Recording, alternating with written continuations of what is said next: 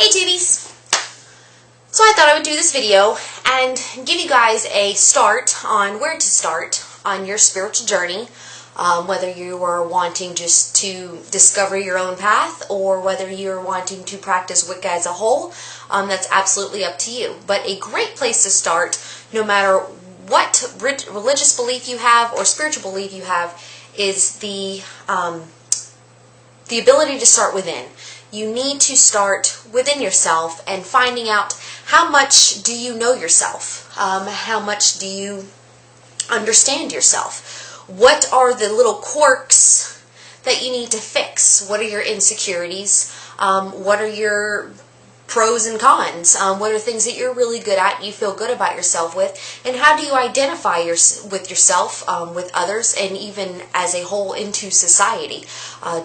Defining your individuality and your self-expression and the form of what way you like to express yourself. And do you feel confident in doing so? All of those are very, very important when it comes to developing your inner self and becoming self-actualized, opening your third eye and coming that full being potential, and potentially that full being that you really are inside, and that any of us can be and have the ability to approach, but some of us take lifetimes to be able to do. So it's always good to start somewhere. And I have lots of people ask me all the time, where do I start? Where do I begin? Well, you have to look at your surroundings. You have to look at your everyday habits. You have to look at yourself as a whole. And sometimes that's hard to do because there's a lot of things that you don't want to admit about yourself. Vices, vexations, anything that aren't very pretty, but you do need to face them. Your inner shadows, your inner demons. You have to face all of those and either grow to be comfortable with them and understand how to control them, or learn to cut your ties with them and let them go and replace that empty spot with something else that's more wholesome, that fulfills yourself, that makes you happy, that brings you to that peak of who you are.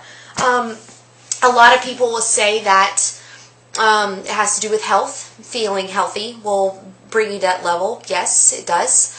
Also, your chakras are another way of looking at it. Your energy cells. There's 7 points of energy throughout you if you ever research chakras.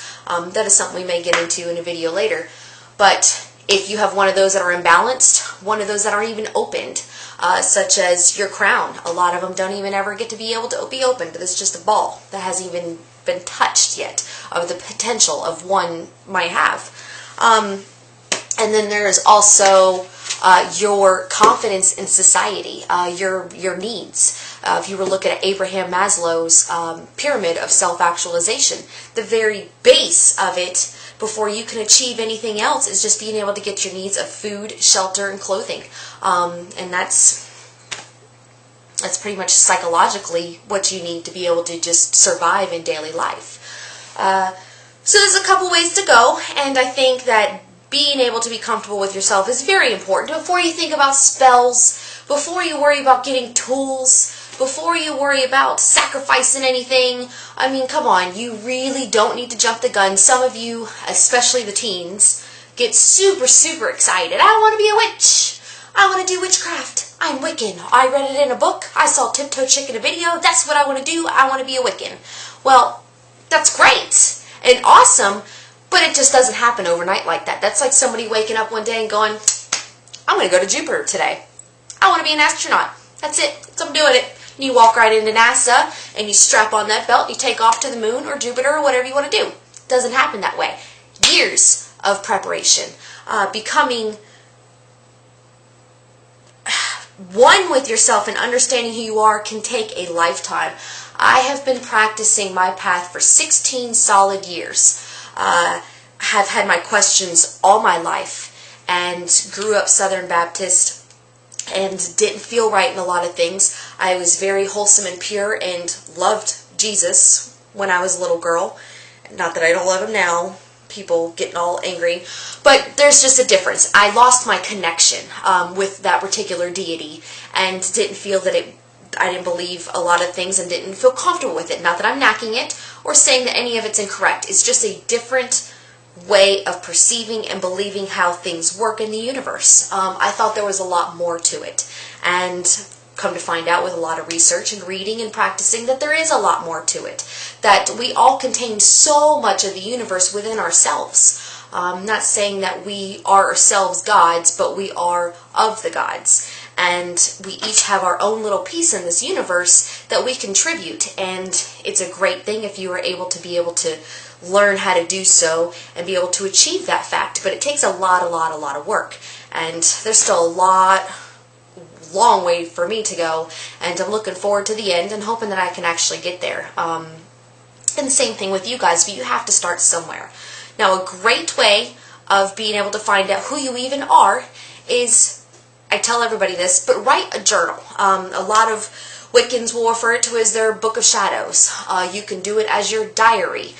There are a lot of things that you just necessarily need to log down. Now, you can sit there and say, well, I blog every day. Well, that's great. And you make a video every day. Awesome. But how honest are you? You always hold back a little bit of information. There's a lot of things that you can't even admit to yourself, let alone put out on the internet for everybody to see. Everybody's great about putting their outer business for the whole world to see, but at the same time, you still don't face the vexations and the inner demons that you have and the insecurities that you have within yourself. The best way to do it is get a journal and write it down. It doesn't have to be fancy. You're not turning it into your English teacher at the end of the year or your professor to get a grade. It doesn't go on your, my mind just went blank on your transcript. To be able to get a job, it's simply for you and fulfilling yourself. Keeping a journal, and you can get a small little book and write whatever you want into it. But write it. Keep it away safe. Even if you can't even read it half the time, but have to get something out, write it down. Even if it's only a couple paragraphs. One of my English professors, one of the greatest things that he ever told me was, and it was rule number 1 when it came to writing, was write before you write. Don't think about what you're writing. Just write. If you get in that mood where you have your head going 100 miles an hour and you can't slow it down, or you don't want to slow it down, you want to think about this, but have nobody to negotiate or bounce off ideas with, write it down. It's great to be able to go back a year later, a few weeks later, even a few days later and go, wow, what was I thinking that day? And you can go back and read it, and you will totally understand yourself, and even understand yourself even more than you did when you were speaking what you were thinking at that time. So that's a good thing to do, and do that over time, as well as any other practices that you do. You want to be Wiccan, and you do want to practice and put a couple of rituals or a couple everyday things into your life. Okay, great. Well, start small. And like I have said before, pick a Sabbath or an Esbit, Esbit being the new moon or full moon ritual, honoring that day, or a Sabbath, which is the different turns of the wheels of the year, holidays. Practice one of those. Go around and collect as much information as you possibly can and get a separate book or separate page of a binder, notebook paper. It doesn't have to be anything fancy. It's just for you. Like I said, nobody's grading it. And write everything down. All the different things that you collect, write it down in one spot so you can refer back to it later. You're not going through 5 different books or 5 different websites or logging on or going through all your documents, or your computer crashes and you don't have anything. Get off the web. Get off the computer and put some real hardcore power into your book. It doesn't have to all be technological, and you will have more connection if you get off the computer, go outside, and get off the electronics and try some things once in a while. It makes a huge difference. So that's super, super, super important. I can't stress that enough. And a lot of you that message me on where to start and where to begin, especially you teens, your parents don't want you practicing Wicca. Well, I wouldn't want you practicing either if you came to me one day after I raised you Southern Baptist or Catholic for so many years, and you said, hey, I'm going to be a witch today. I just decided. I saw Tiptoe Chick on a video, and I really like what she has to say, and that's just how it's going to be. Well, no, you can't, because why? How are you going to defend yourself? If they say, well, why did you decide to do that? Well, what are your real reasons? Do you even know? Do you even understand the concept of what you're trying to do? It takes a long time of life to understand, and there's different stages of life to understand where you're at and know how you're supposed to feel, or what you want to feel, or even what you are beginning to feel and what you need and what you want. There's two totally different things. A lot of you who aren't interested in practicing a particular religion of sorts and aren't interested in doing the whole wheel of the year and such, but want to fix yourself and feel more connected and more spiritual, I would suggest looking at chakras. Having imbalanced chakras and balanced chakras reflects everything around you. Everything. Everything contains energies. Having different pieces of you, imbalanced or balanced, those portals of energies have a lot to affect in how you handle situations, how you handle interactions with different people. It even stems to where psychologically how you interpret information, emotionally how you handle things that come your way, how you interpret love, how you receive love, your sex life. There's lots of things, even survival of life in general, just competition in society, and how you handle those things, loss of jobs, loss of a loved one. Everything has an effect on you, and when you get all these different energies all the time, every single day, because you're taking in all this information and processing it and logging it in and remembering it and not remembering this and suppressing this and being there for this person, it gets exhausting. I don't care who you are. It will wear you out. And it's just exhausting thinking about it. And it'll get you off track. What you have to do is remember to consciously take a step back.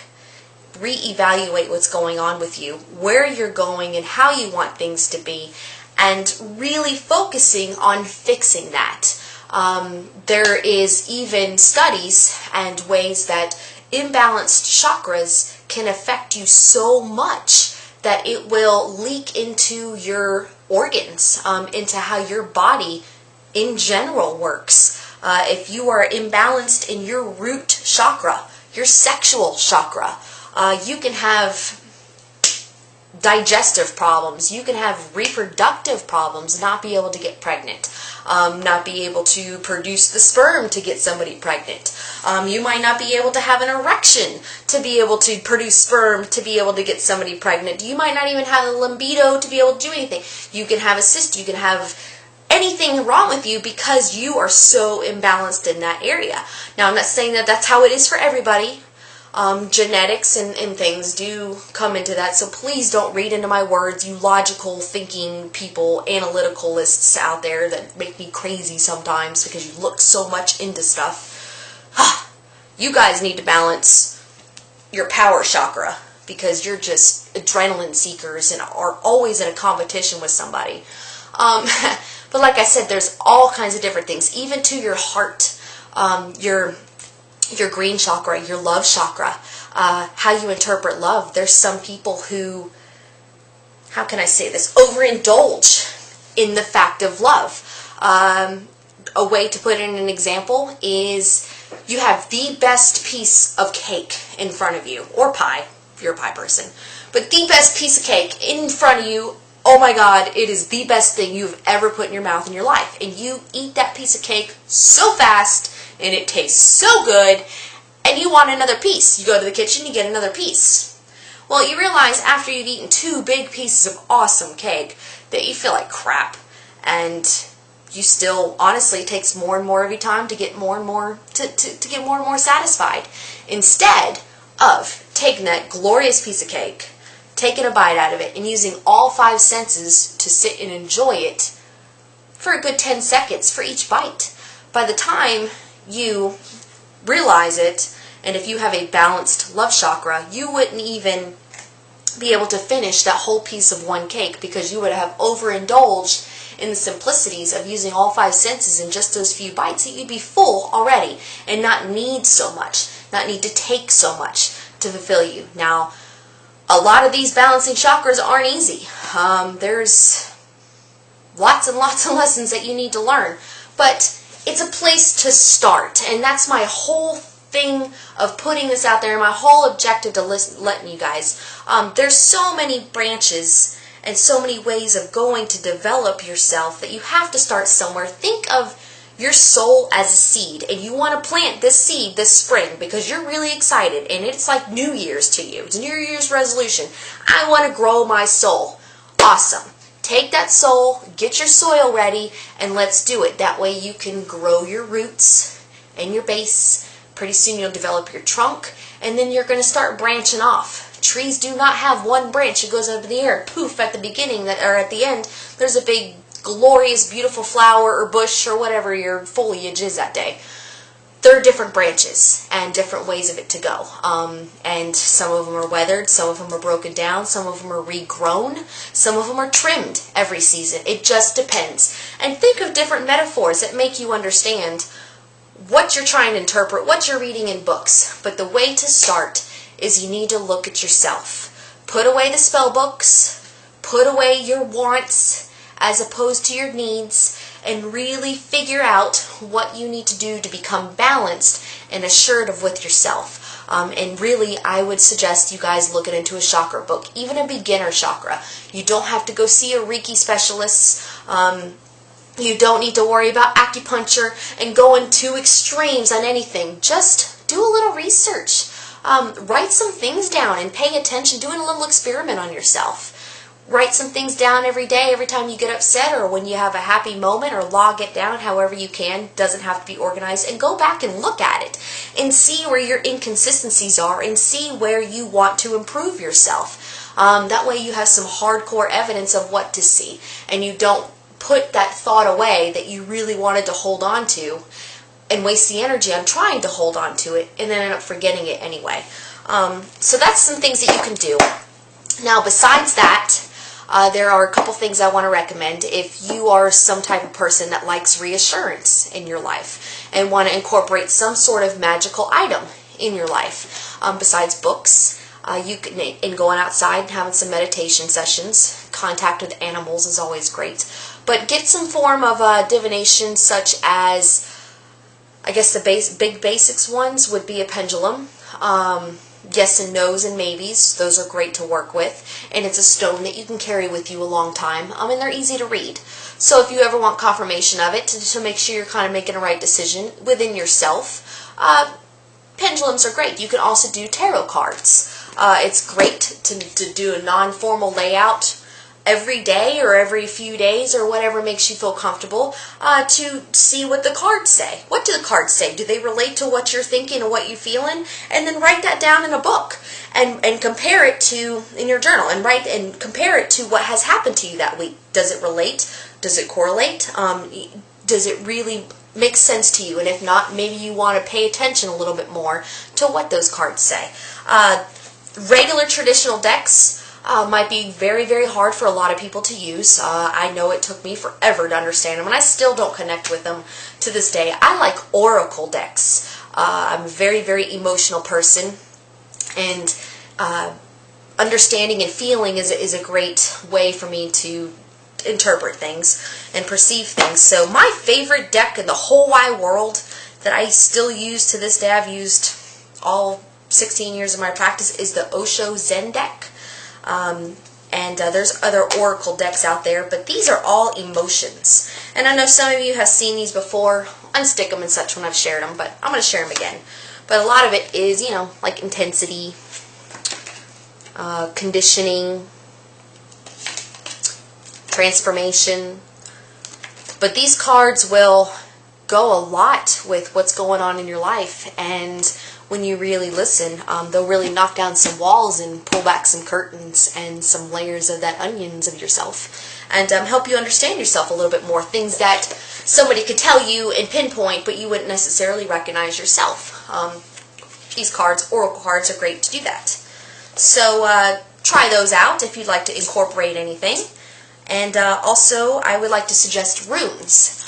Runes are great. You can make them by yourself.